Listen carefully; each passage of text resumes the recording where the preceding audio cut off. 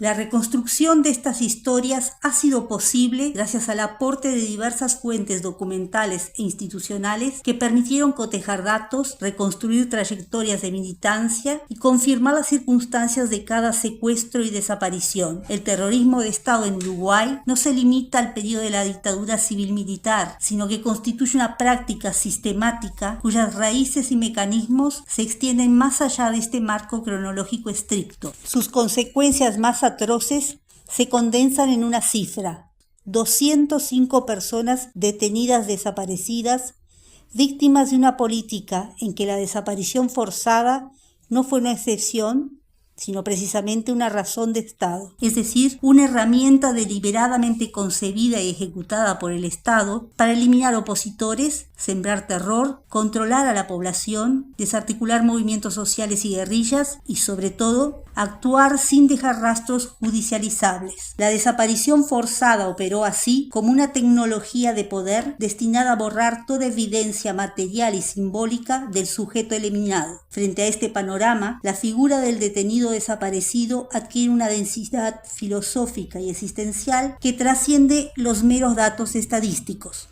El sociólogo Gabriel Gatti ha ofrecido claves conceptuales para comprender esta condición. En su libro El detenido desaparecido, narrativas posibles para una catástrofe de la identidad, Gatti define esta figura como un individuo retaseado, un cuerpo separado de su nombre, una conciencia escindida de su soporte físico, un nombre aislado de su historia, una identidad desprovista de su credencial cívica, de sus cartas de ciudadanía. Y agrega, se está ante una figura que se piensa sin lugar. El desaparecido no deja rastros, crea un vacío. Ese vacío no es solo una ausencia física, es una herida abierta en el tejido social, una interrupción de la transmisión generacional y un desafío permanente a la justicia y a la investigación histórica. El presente trabajo se propone indagar en las historias de los 8 desaparecidos riverenses con el objetivo de restituir el nombre y la historia a quienes fueron arrancados no solo de la vida, sino también del propio registro de la muerte. Estas narrativas son concebidas como historias de vidas, pues implican una deuda ética, histórica y social que el Estado y la sociedad uruguaya mantienen con las víctimas del terrorismo de Estado. Esa deuda se despliega en 4 dimensiones fundamentales. Primero, una deuda de verdad. Durante décadas, el Estado negó y encubrió lo sucedido. Reconstruir sus biografías constituye un acto de reparación histórica. Segundo, una deuda de justicia, ya que la mayoría de estos casos continúan impunes. Tercero, una deuda de memoria. Estas narrativas rescatan del olvido a personas que fueron borradas material y simbólicamente. Conocer sus historias es un modo de restituir su identidad y dignidad. Cuarto, una deuda de reconocimiento, pues muchos de ellos eran militantes sindicales, estudiantes, obreros o profesionales que actuaron en defensa de derechos laborales, políticos y sociales. Su lucha fue criminalizada y contar sus vidas es reconocer que fueron víctimas de un plan coordinado de aniquilación. Restituir sus historias es saldar una parte de la deuda histórica que tenemos como Estado y como sociedad. Esa deuda se compone de verdad, saber qué pasó, dónde están, de justicia, que haya responsables condenados, y de memoria, que sus nombres no se disuelvan en el olvido. Las 3 dimensiones son inseparables. Sin verdad, la justicia es ciega. Sin justicia, la memoria es impotente. Sin memoria, la verdad se pierde.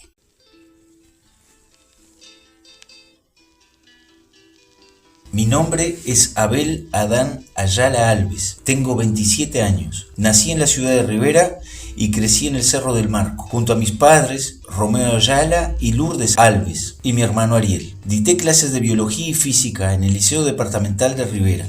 Luego, siendo estudiante de medicina, comencé a trabajar en sanidad policial, donde me desempeñé como encargado de relaciones y asesor, con el grado de agente de segunda. En 1970 fui detenido durante 2 días. Me interrogaban sobre la desaparición de unos ficheros de sanidad policial que contenían nombres de funcionarios. Tiempo después, esos mismos ficheros aparecieron en una casa allanada durante un operativo contra el Movimiento de Liberación Nacional Tupamaros. En aquel entonces vivía en el pensionado religioso del Cerrito de la Victoria.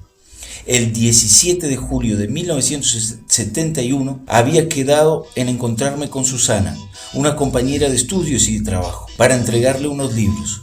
En horas de la tarde, mientras me dirigía al encuentro, fui detenido en plena vía pública. Inmediatamente, Susana denunció mi desaparición ante el Departamento de Inteligencia y Enlace. Sin embargo, ni el Ministerio del Interior ni la Jefatura de Policía abrieron un expediente sobre la desaparición de un funcionario policial. Mi hermano Ariel también fue detenido en una ratonera cuando se dirigía a encontrarse con Susana para hablar sobre la denuncia.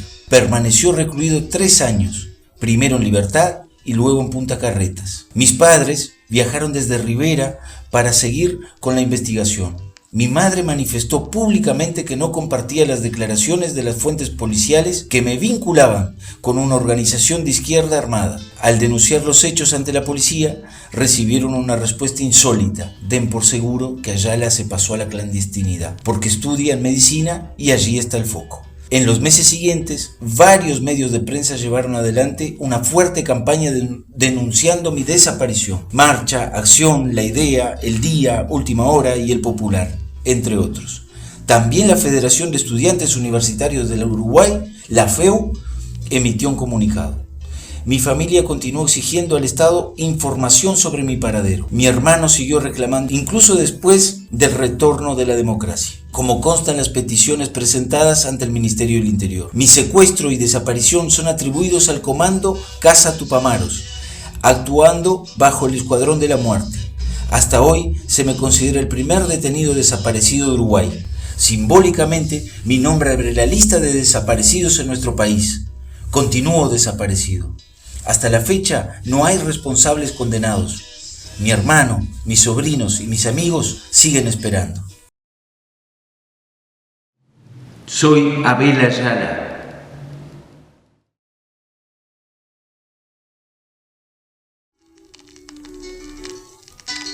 Mi nombre es Ariel Arcos Latorre, aunque todos me conocen como Cacho. Tengo 24 años y nací en la ciudad de Rivera. A los 10 años, junto a mis padres, Eusebio y María Elena, y mi hermana Indiana, nos mudamos al balneario Las Toscas en Canelones. Cursé mis estudios secundarios en el Liceo de Atlántida. Trabajé en una herrería en Parque del Plata, pero nunca dejé de estudiar. Me recibí de mecánico tornero y luego cursé hasta segundo año de ingeniería eléctrica en la universidad. Me integré al MLN por intermedio de un amigo. A inicio del 71, una patrulla militar me detuvo. Al año siguiente, fui procesado por el delito de asociación para delinquir y ordenaron mi internación en Punta de Rieles. En febrero del 73 quedé en libertad vigilada. El 28 de junio de ese año partí rumbo a Santiago de Chile. Mi domicilio en Uruguay fue allanado y de inmediato dispusieron mi captura. En Chile me instalé en la localidad del Ingenio junto a otros exiliados uruguayos. Tras el golpe de Estado decidimos cruzar la cordillera de los Andes hacia Argentina. Mientras yo y Juan nos adelantábamos para reconocer el terreno, los demás se refugiaron en una mina abandonada cercana. Al día siguiente, Carabineros nos sorprendió y nos condujo a la comisaría local. Allí nos interrogaron y sometieron a malos tratos. Esa misma noche, militares nos sacaron y nos llevaron al cuartel, donde volvieron a interrogarnos y golpearnos, esta vez por personal de inteligencia. Desde ese día, nunca más se supo de nosotros. En 2012, la justicia chilena condenó a 6 militares por el secuestro calificado, seguido de desaparición de Ariel Arcos Latorre, Juan Pobayuk y Enrique Pargadoy.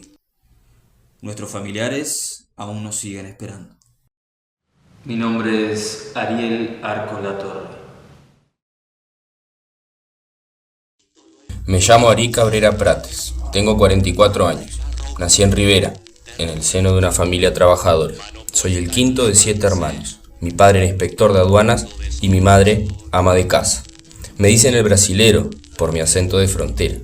Estudié carpintería en la Universidad del Trabajo del Uruguay. Trabajé como carpintero y luego ingresé al Banco do Brasil como funcionario. Allí empieza mi militancia sindical en la Asociación de Empleados Bancarios del Uruguay. Por esa razón, me detienen varias veces. La primera es en 1968, bajo el régimen de medidas prontas de seguridad. Me llevan al batallón de infantería número 4, en Colonia. En 1970, ya sin trabajar en el banco, me recluyen en el cuartel del grupo de artillería número 4 en San Ramón, Canelones, acusado de continuar la actividad gremial en AEU. A principios de los 70 paso a la clandestinidad y trabajo en una carpintería del barrio Capur. En 1971 me detiene la policía por mi militancia en la Federación Anarquista Uruguaya. Tras el golpe de Estado de 1973, me voy a vivir a Argentina como refugiado del Alto Comisionado de Naciones Unidas. Me nacionalizo argentino. Trabajo como carpintero y en 1975 participo en la fundación del Partido por la Victoria del Pueblo. El 5 de abril de 1976, un grupo de personas fuertemente armadas me secuestra en mi domicilio de la provincia de Buenos Aires. En el operativo participan represores del Ejército Argentino y del Servicio de Información de Defensa de Uruguay. Paso a estar secuestrado en un centro clandestino de detención y tortura que funcionaba como base del Grupo Operativo de Operaciones Tácticas. Después me trasladan a Automotores Orletti.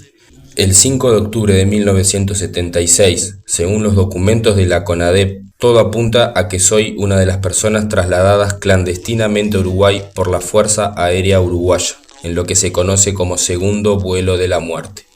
Continúo desaparecido. Hasta la fecha no hay responsables condenados. Mis hijas Selva y Adriana siguen esperando. Soy Ari Cabrera Prates. Mi nombre es Juan Carlos Insausti, tengo 58 años, nací en Rivera, soy hijo de don Octavio y doña Rosa y soy militante del Partido Comunista y afiliado al Frente Amplio. En mi militancia conocí a María Angélica, una mujer hermosa que se tornó la compañera de vida. En el año del 72 estaba muy difícil, muy complicado y ese mismo año nos radicamos en Buenos Aires y allí nos casamos. En el 76 estaba un año muy difícil, todo muy complicado y se vino la dictadura militar en Argentina. Y nuevamente estuvimos en la mira. A nosotros nos secuestraron el 18 de marzo del 77. Unas semanas después, mi cuñado nos fue a visitar. Entró a la habitación y no nos encontró. Y en eso preguntó al portero y el portero le dijo que había más de 25 días que no nos veía. Y nuestros cuerpos fueron encontrados sin vida junto a una alcantarilla. Tenemos los ojos vendados. Según la autopsia, mi muerte se debe a una hemorragia aguda provocada por disparo de arma de fuego en el cráneo. En las consideraciones médico-legales dice, el aspecto del cuerpo es de una profunda desnutrición y se hallaba fuertemente sujeto por las muñecas, con lesiones en las mismas. A María Angélica y a mí nos enterran como NN, no identificados, en un cementerio de la provincia de Buenos Aires. En el año 2001, el equipo argentino de antropología forense comienza la exhumación. Un tiempo después, los costejos dan resultado positivo y se contactan nuestros familiares. Y ellos manifiestan su interés de conocer la verdad de lo sucedido y, si posible, recuperar nuestros restos. En noviembre de ese mismo año, mis restos y los de mi compañera son repatriados, inhumados en el cementerio Parque de Carrasco. En la lápide se lee: desaparecidos en Argentina. Por decisión de nuestras familias, el acto se realiza en total reserva. Mi nombre es Juan Carlos Insausti Tironi.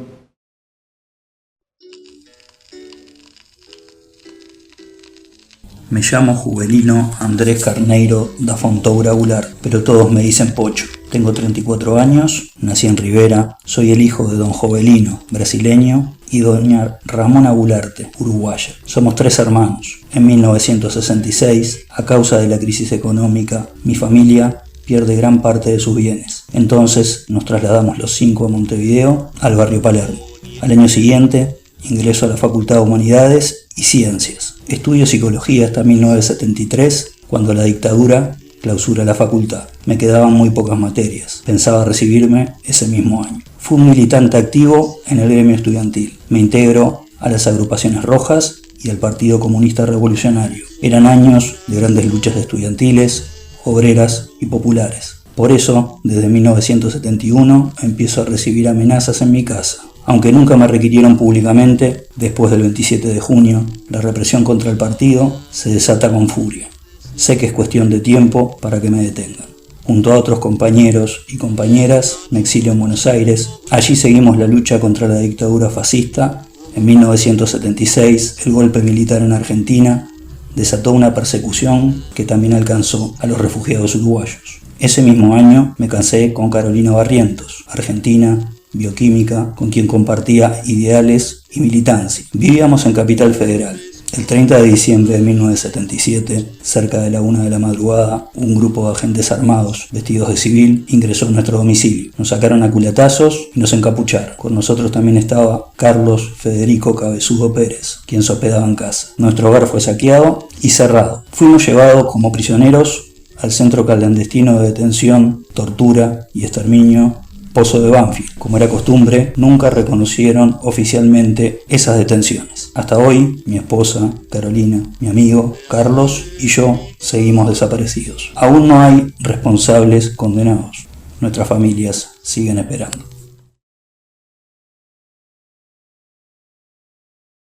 Soy Juvelino Andrés Carneiro.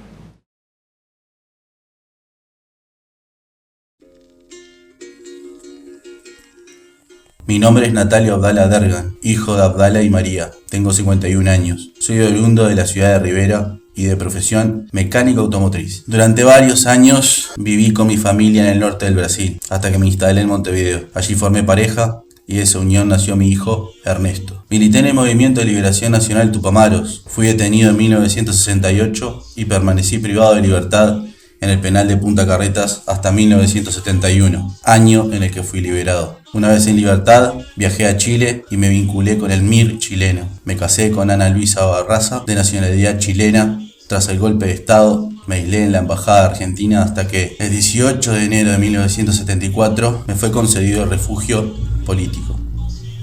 Con mi esposa residimos entonces en la Villa 25 de Mayo, provincia de Buenos Aires. El 28 de noviembre de 1974, por la mañana, me dirigí al CAREF, Oficina de Ayuda de los Refugiados. Al salir, fui secuestrado en la vía pública por varias personas vestidas de civil y fuertemente armadas. A las 23 horas, aproximadamente 11 hombres me condujeron hacia mi domicilio. Para entonces, mi cuerpo hablaba por sí solo.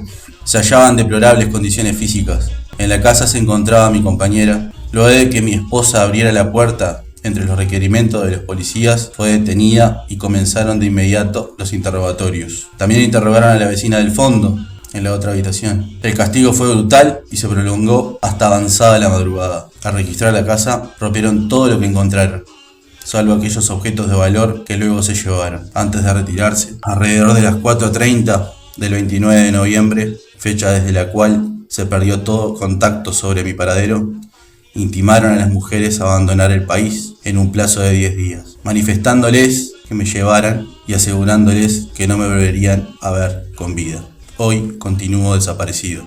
Hasta la fecha no hay responsables condenados. Mi hijo Ernesto y demás familiares siguen esperando. Soy Natalio Dergan.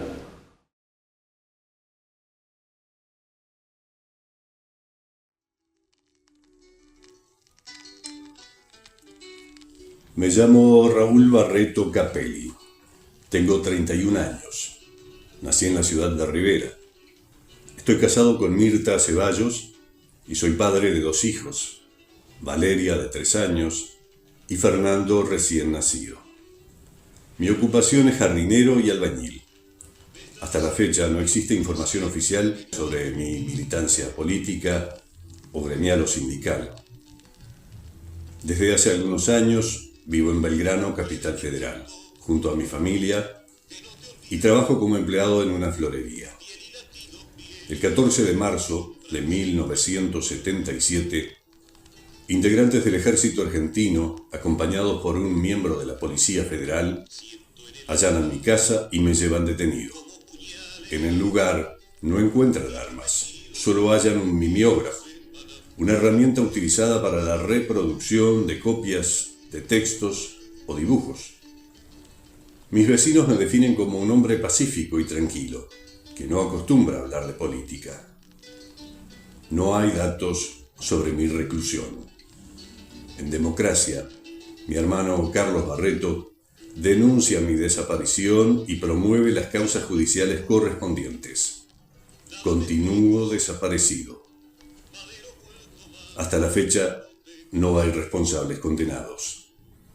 Mi esposa Mirta, mis hijos Valeria y Fernando siguen esperando. Yo soy Raúl Barreto. Me llamo Hugo Gessner Chávez Sosa, tengo 38 años, soy de Tranqueras, departamento de Rivera. Estoy casado con Isidora Musco y tengo una hija pequeña, Valentina. Los tres vivimos en Montevideo. Soy obrero metalúrgico, militante sindical de la UNRWA y delegado de fábrica. Integro además las filas del Partido Comunista. El 24 de febrero de 1976, a las 2 de la madrugada, se presentan en mi domicilio varios hombres armados, vestidos de particular, que se identifican como miembros de las fuerzas conjuntas. 3 meses después, el 20 de mayo de 1976, se presentan las mismas personas en el domicilio de los padres de mi esposa y amenazan con llevársela si no aparezco. El 24 de mayo paso a la clandestinidad. El 28 del mismo mes me detienen cuando me dirigí a mi casa a dejar un regalo a mi hija Valentina. Ese día cumplía 3 años. Me suben a una camioneta del ejército y me trasladan a la base aérea Boisolanza. En la base aérea somos llevados a un lugar conocido como La Perrera. Allí fuimos sometidos a diversas torturas. Años después, ante el reclamo de la Comisión de Derechos Humanos de la OEA, el gobierno uruguayo responde que mi detención se realizó al amparo de las medidas prontas de seguridad y que, meses más tarde, me habría fugado. Sin embargo, el informe de la Comisión para la Paz establece que muero en la base de Boisolanza durante la noche del 10 al 11 de julio de 1976, en un intervalo de la tortura. En junio de 2005, arqueólogos de la Universidad de la República inician, por orden del gobierno, excavaciones en el batallón de infantería blindada número 13. Meses después, las excavaciones se extienden al batallón de infantería paracaidista número 14 y a una chacra particular en la zona de Pan. En este último lugar, el 29 de noviembre de ese año, encuentran mis restos y hablan por sí solos. Duele comprobar todo lo denunciado era verdad. Confirma lo que siempre se sostuvo. Fui secuestrado por personal militar, torturado, asesinado y ocultado. Me toca ser el primero. Una multitud me acompaña hasta el cementerio del buceo. Esa presencia multitudinaria es la clara expresión de que esto no se olvidará, de que esta lucha es de todos y que debe continuar. Mi familia, mis compañeros de militancia, las organizaciones de derechos humanos, los sindicalistas, los estudiantes, la gente de este país, todos sienten hondamente esa verdad, ese dolor y la importancia de tenerme. Soy Hugo Gessner Chávez Sosa.